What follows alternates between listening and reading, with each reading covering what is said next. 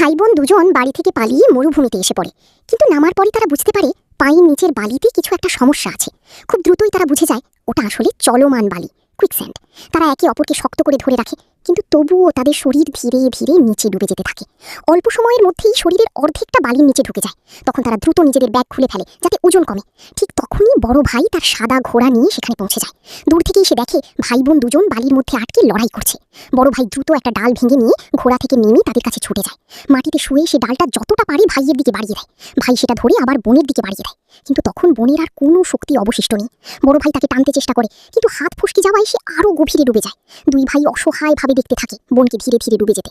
কিছুক্ষণের মধ্যেই মেয়েটি পুরোপুরি বালির নিচে তলিয়ে যায়।